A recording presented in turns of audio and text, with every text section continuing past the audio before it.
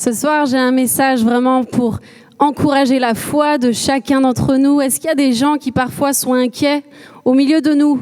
Est-ce que ça vous arrive d'être inquiet? Ok, le thème de mon message ce soir, Don't worry, be happy. Ne soyez pas inquiets, mais soyez joyeux, soyez heureux avec Jésus-Christ. Et j'ai basé mon message sur ce texte dans Matthieu 6. Et si vous avez vos Bibles, je vous invite à les prendre maintenant avec moi. Ok? Matthieu 6 au verset 25. Je pense que vous connaissez bien ce texte, mais le Seigneur m'a parlé il y a déjà bien des fois sur ce passage, mais il y a 15 jours, vraiment, ce texte ne fait que revenir et revenir, et il nous est dit, c'est pourquoi je vous dis, Jésus parle là, ne vous inquiétez pas pour votre vie, de ce que vous mangerez, ni pour votre corps, de quoi vous serez vêtus. La vie n'est-elle pas plus que la nourriture et le corps plus que le vêtement ? Regardez les oiseaux du ciel. Ils ne sèment ni ne moissonnent et ils n'amassent rien dans des greniers. Et votre Père céleste les nourrit. Ne valez-vous pas beaucoup plus qu'eux ? Qui de vous, par ses inquiétudes, peut ajouter une coudée à la durée de sa vie ? Et pourquoi vous inquiétez au sujet du vêtement ? Considérez comment croissent les lys des champs. Ils ne travaillent ni ne filent. Cependant, je vous dis que Salomon même, dans toute sa gloire, n'a pas été vêtu comme l'un d'eux. Salomon, l'homme le plus riche du monde, les amis, n'a pas été vêtu comme l'une des fleurs des champs que revêt Dieu. Si Dieu revêt ainsi l'herbe des champs qui existe aujourd'hui, et qui demain sera jeté au four, ne vous vêtira-t-il pas à plus forte raison, gens de peu de foi ? Ne vous inquiétez donc point, et ne dites pas, que mangerons-nous ? Que boirons-nous ? De quoi serons-nous vêtus ? Car toutes ces choses, ce sont les païens qui les recherchent. Autrement dit, ce sont ceux qui ne me connaissent pas personnellement comme leur sauveur. Votre Père céleste sait que vous en avez besoin.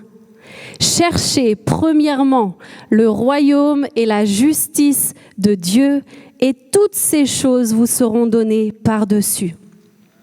Ne vous inquiétez donc pas du lendemain, car le lendemain aura soin de lui-même. À chaque jour suffit sa peine. Amen. Quelle promesse merveilleuse, les amis. Cette promesse qui est là depuis toujours et qui sera là jusqu'à la fin des temps. Cette promesse qui veut nous porter et nous soutenir dans ces temps bizarres de Covid que nous vivons. Cette promesse qui est éternelle est pour chacun d'entre nous ce soir. Amen. Dans ce passage, Jésus nous révèle là l'essentiel d'une vie chrétienne. C'est l'essentiel, c'est la base de toute chose. Jésus est en train de dire, ne vous préoccupez pas des choses courantes de la vie. Ne vous préoccupez pas et ne vous inquiétez pas pour les choses les plus vitales de la vie. Jésus est en train de parler là de la nourriture, il est en train de parler là du vêtement, donc il est aussi en train de parler du travail, de la vie professionnelle, des ressources, des finances. Jésus est en train de parler de l'essentiel pour vivre normalement, n'est-ce pas ? Et il va dire une seule chose, votre Père sait que vous en avez besoin. Notre Père à tous sait que nous en avons besoin. Dieu, ce Père bienveillant, sait. Il sait tout de nous. Il sait tout, absolument tout. Il connaît nos besoins matériels. Il connaît nos situations professionnelles. Il connaît nos besoins émotionnels. Notre Père sait. Il est ce bon Père qui sait exactement ce qu'il y a au fond de chacun de vos cœurs ce soir. Peut-être que tu as été privé d'un père biologique. Je ne connais pas ta vie, peut-être que ton papa t'a fait du mal, peut-être que tu as été un enfant violenté, peut-être que tu as été abandonné par ton père.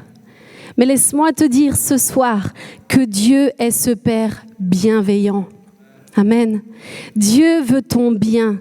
Dieu est ce Père qui te donnera tout ce que ton cœur désire. Il est ce Père et ce Créateur qui revêt la fleur des champs. N'est-ce pas merveilleux ? Ce texte est d'une profondeur dans l'amour de Dieu qui est incroyable. Et j'aimerais ce soir que chacun de nous puisse se saisir de cette vérité absolue pour chaque journée qui passe. Quand tu rencontres Dieu, tu découvres ton Créateur. Tu découvres celui qui t'a créé à son image. Tu rencontres ce Père.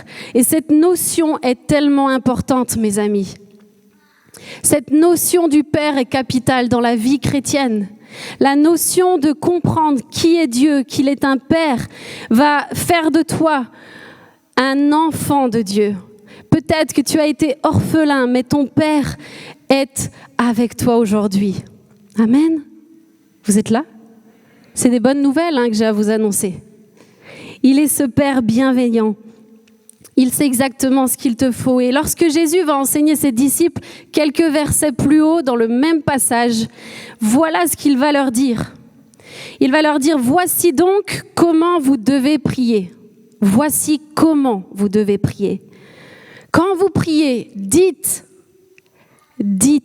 notre Père qui es aux cieux, que ton nom soit sanctifié. Que ton règne vienne, que ta volonté soit faite sur la terre comme au ciel. Notre Père.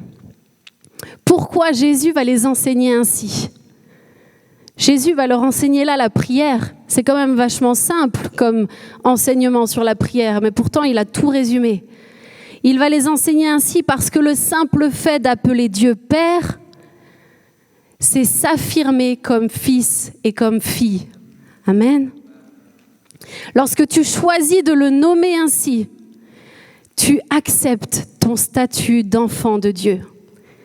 Tu acceptes ton statut et ta vision change. Ta perspective de vie change. Étant moi-même maman de 3 enfants, et je suis enfant aussi de mes parents, nous sommes 6 enfants. Mais j'ai personnellement 3 enfants. Je peux vous assurer une seule chose, c'est que mes enfants n'ont aucune inquiétude face aux besoins vitaux dans la maison. Aucune inquiétude. Leur seul souci éventuel, c'est de savoir ce qu'on mange, mais pas si on mange. Surtout mon petit Simon, c'est sa seule préoccupation. Qu'est-ce qu'on mange? Il va jamais me demander « est-ce qu'on mange, maman ?» Il va me dire « qu'est-ce qu'on mange ?» Et c'est la même chose avec Dieu. Mes enfants savent que je les aime. Et si tu acceptes de nommer Dieu comme ton Père, tu vas découvrir là un Père qui va te donner ce qu'il y a de meilleur.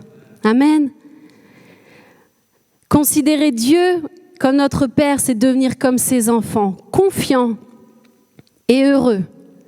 Je crois qu'un enfant qui a reçu dans son foyer l'amour d'un père et d'une mère, qui reçoit, même si c'est dans des conditions simples, son strict nécessaire, est un enfant heureux. Et c'est ce que Dieu veut faire avec nous. Notre quotidien est apaisé lorsque nous nous considérons réellement comme des enfants dans les bras d'un père. Ça change toute notre vision, les amis. Ça change toute notre perspective lorsque tu te vois comme un enfant réellement. Je crois vraiment que lorsque Jésus s'adresse au peuple en disant « le royaume des cieux est pour ceux qui leur ressemblent », c'est à nous qu'il s'adresse. Le royaume des cieux est pour ceux qui sont comme ses enfants, simples, considérant Dieu comme leur tout, comme leur Père, comme leur bon Père bienveillant. Alors, comment est-ce possible de vivre ainsi? Est-ce que ça vous intéresse? Ok? Jésus nous donne la réponse ici en disant simplement « Cherchez premièrement le royaume et la justice de Dieu et toutes ces choses. » Donc le vêtement, la nourriture, le travail, l'argent, tout ce qu'il faut, toutes ces choses vous seront données par-dessus. Par-dessus. Autrement dit, mieux. Toutes ces choses vous seront données au-delà de ce que vous avez pensé ou même imaginé. Cherchez premièrement le royaume et la justice de Dieu. Alors, qu'est-ce que le royaume de Dieu? Le royaume de Dieu, ce n'est pas un lieu géographique, vous vous en doutez, à trouver. Il n'est pas sur la carte de notre planète. Le royaume de Dieu dont nous parle Jésus, c'est simplement le règne de Dieu. Dieu est le roi des rois, ok? Croyez en ça? Dieu est le roi des rois, il est assis sur son trône et il règne, nous dit la parole de vie. Il est là et il veut conduire nos vies. Et lorsque nous recherchons premièrement son royaume, comme le demande Jésus, nous demandons à son règne de s'établir dans nos vies, dans nos pensées, dans nos actions. Nous reconnaissons à ce moment-là qu'il est le seul à régner parfaitement. Amen. Voilà ce que veut dire chercher premièrement le royaume de Dieu. Quand nous acceptons Jésus-Christ comme notre Sauveur et Seigneur, nos petits trônes personnels, ok, nos ambitions de vie personnelles, nos désirs personnels n'ont plus leur place, mes amis. Pardonnez-moi de vous décevoir ce soir si vous aviez des projets qui étaient purement charnels et personnels, mais lorsque Jésus-Christ vient prendre la place, alors son règne doit s'établir en premier lieu sur vos cœurs, vos pensées, vos actions.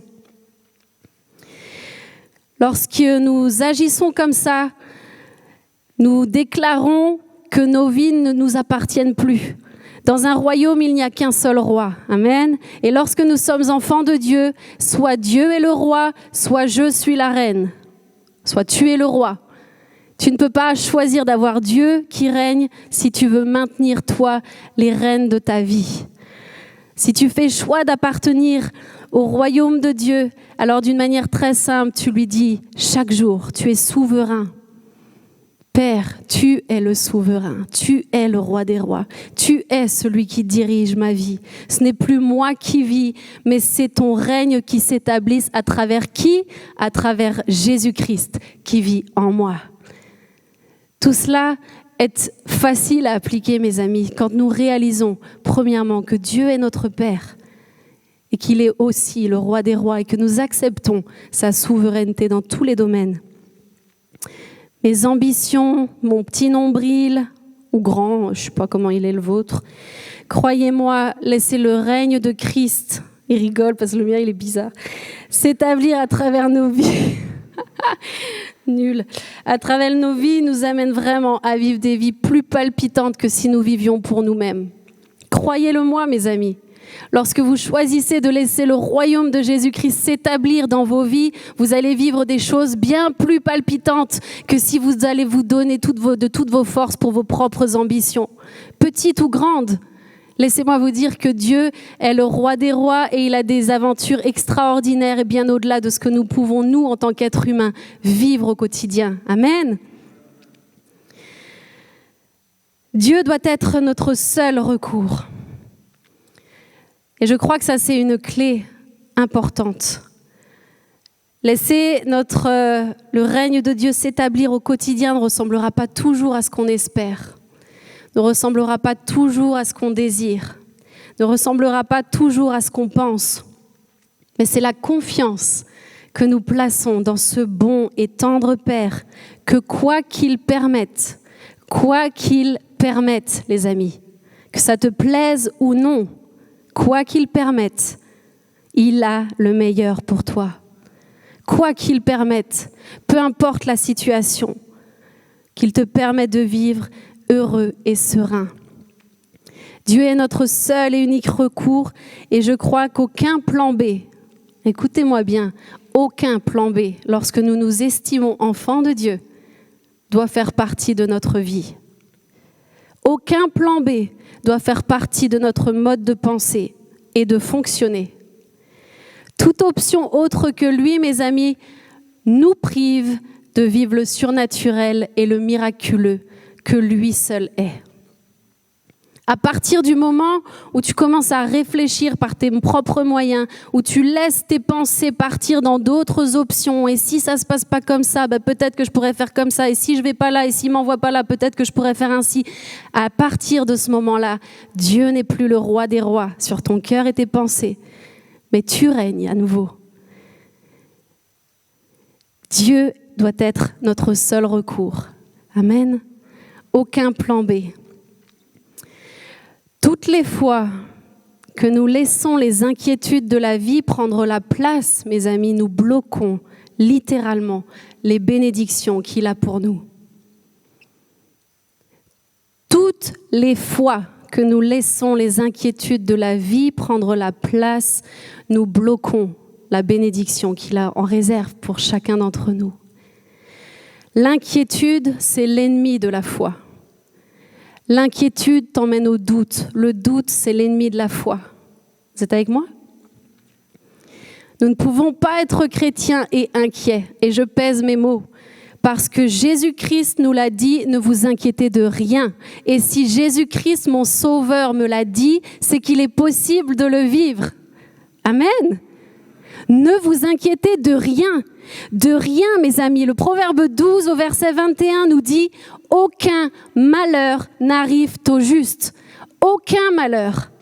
Il n'est pas écrit que 2 ou 3 malheurs seulement arrivent au juste. Il est écrit qu'aucun malheur n'arrive au juste.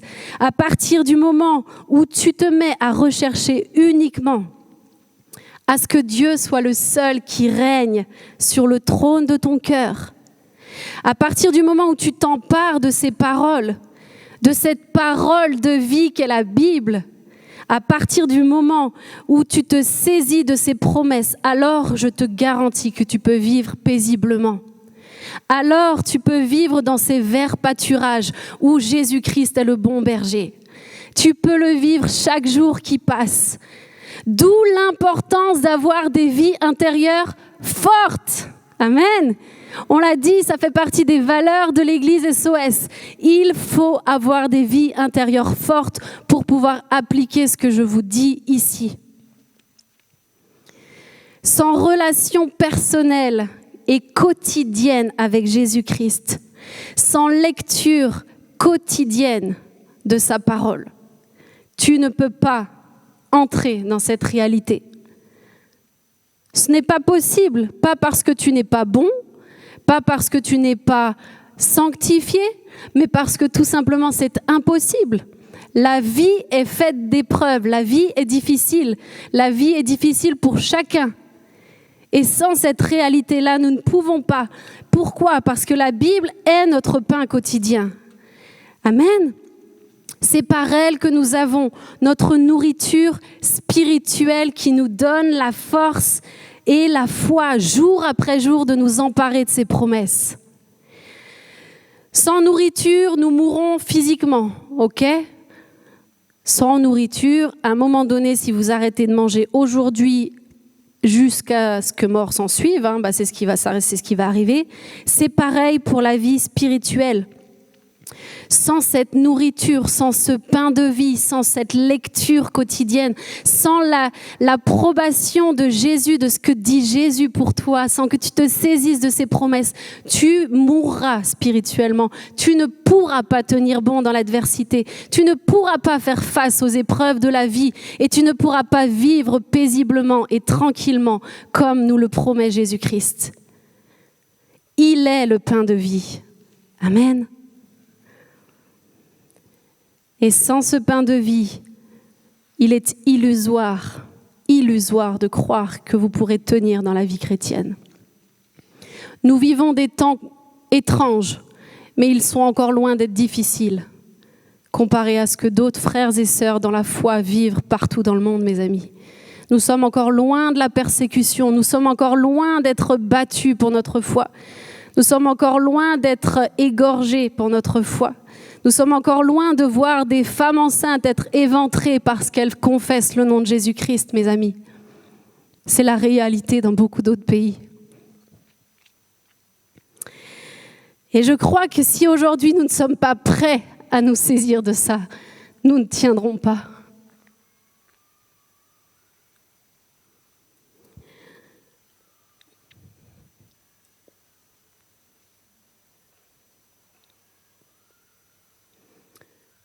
Il nous faut,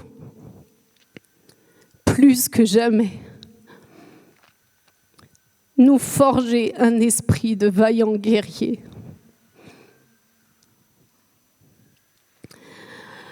Pour tenir bon dans la foi, il nous faut avoir un esprit de guerrier. Et si au moindre coup de vent, à la moindre insatisfaction personnelle, nous sommes face au désarroi, si à la moindre petite augmentation qui n'a pas lieu, ou peut-être salaire qui baisse d'un coup, nous sommes tremblants comme des feuilles, mes amis, nous ne tiendrons pas lorsque l'adversité arrivera réellement dans nos vies. La foi, c'est d'être ces vaillants héros. Et la Bible nous le promet. Mais nous ne pourrons seulement vivre cette réalité si nous nourrissons notre vie personnelle chaque jour.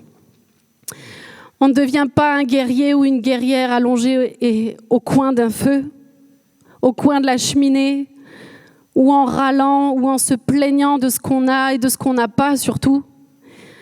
On se prépare au combat en travaillant dur. On se prépare au combat en souffrant, mes amis. Et on veut se préparer tant qu'il est encore temps à être ces vaillants guerriers pour Jésus-Christ, tant qu'il est temps dans notre pays. Il est tellement bon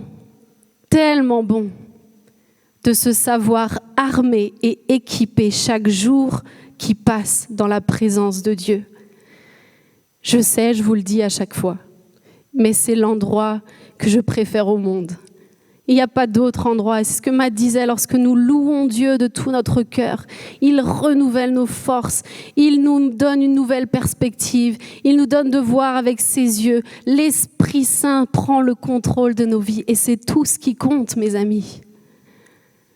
Ne te prive pas de ce don extraordinaire que tu as reçu, qu'est la parole de Dieu. Ne t'en prive pas. À chaque jour suffit sa peine. Amen. La deuxième des choses que nous voyons, c'est chercher premièrement le royaume et la justice. Et la justice de Dieu. Alors, qu'est-ce que la justice de Dieu ? Le psaume 89 au verset 15 nous dit « La justice et l'équité sont la base de ton trône. » La justice et l'équité sont la base de ton trône. Waouh! Un passage comme ça, moi, il me bouleverse. Le socle, le fondement même du trône de Dieu, c'est la justice et l'équité. Lorsque nous comprenons ça, il n'est plus possible d'être inquiet. C'est plus possible d'être inquiet lorsque nous comprenons que le socle, le fondement du trône de Dieu, du roi des rois, de l'Éternel des armées, est la justice et l'équité. Crois-moi, mon ami, tu ne peux plus t'inquiéter. Lorsque nous travaillons à rechercher premièrement le royaume de Dieu, nous ancrons la justice et l'équité comme socle dans nos propres vies. Voilà ce que devient la base de nos cœurs lorsque nous recherchons le royaume de Dieu. La base et le fondement de nos cœurs, c'est la justice et l'équité de Dieu. Il n'y a plus de place pour les inquiétudes. À partir du moment où tu laisses les inquiétudes fonder le socle de ta vie et de ton cœur, mon ami, c'est comme si tu montes un mur complètement ébréché qui à tout moment peut s'écrouler et s'écroulera. Nous avons une nouvelle perspective. Nous ne regardons plus à la justice des hommes, à ce qui est injuste à nos yeux humains. Croyez-moi, la justice des hommes est bien loin de celle de Dieu, les amis. Nous avons une pleine confiance et une pleine assurance en ce que Dieu est équitable, en ce Dieu bon. Chaque jour, il reste fidèle. Chaque jour, sa bonté est sans limite. Chaque jour, Dieu est justice. Il est notre justice. Et sa justice est très loin de ce que les hommes pourraient nous montrer. Avec Jésus-Christ pour avocat, C'est ce qu'il est, les amis. Jésus-Christ est notre avocat. Amen. Avec Jésus-Christ pour avocat, crois-moi, toutes tes affaires sont gagnées d'avance. Des plus courantes aux plus difficiles, il est ta justice. Il est celui qui plaide pour toi. Il est celui qui plaide ta cause au trône de la grâce. Il nous est dit que Jésus intercède pour nous. Moi, de savoir que Jésus-Christ intercède pour moi me suffit dans la vie. Il y a des hommes et des femmes qui prient pour nous quotidiennement et ils font partie de ce fondement sur lequel nous posons notre foi. Mais Jésus-Christ, le grand avocat, plaide pour toi, plaide pour moi. Et lorsque la vie t'emmène à vivre des incertitudes, fais confiance à ce Dieu tout-puissant. Fais confiance que toutes choses en lui sont déjà gagnées. Amen. Dieu s'occupera de ta situation, de la mienne, mieux que quiconque.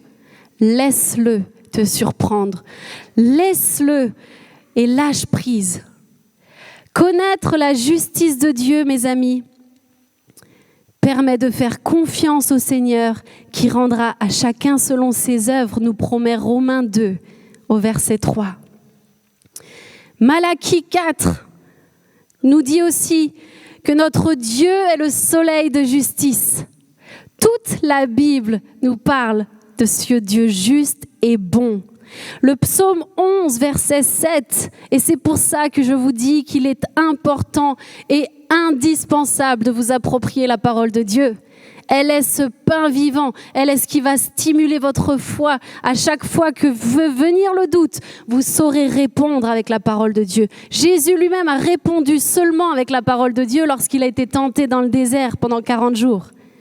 À combien plus forte raison devons-nous nous approprier cette parole ? Le psaume 11 au verset 7 déclare, et je terminerai là ce soir, car l'Éternel est juste, il aime la justice. Les hommes droits contemplent sa face.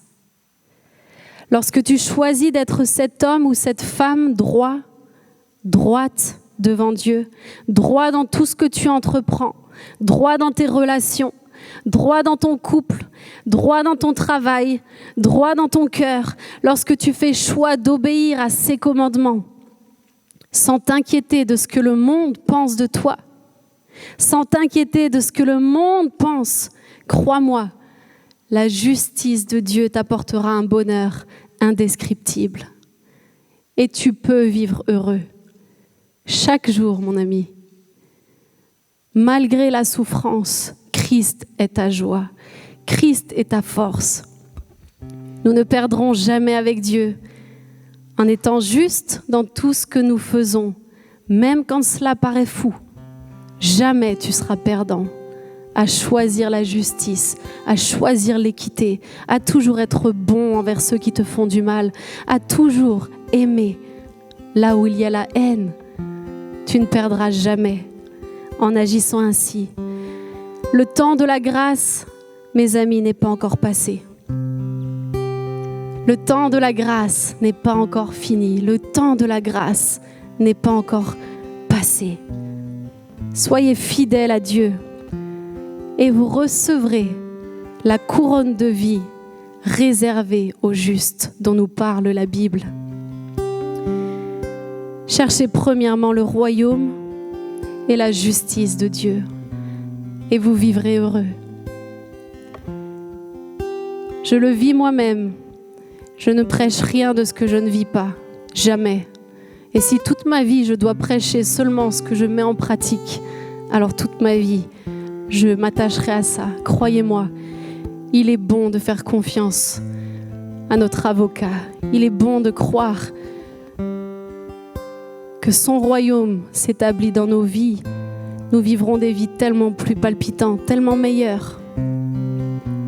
Et ce soir, je crois qu'il a un plan et un projet pour beaucoup. Peut-être que tu es venu découragé, peut-être que tu es venu inquiet. Je ne te condamne pas et Dieu ne te condamne pas.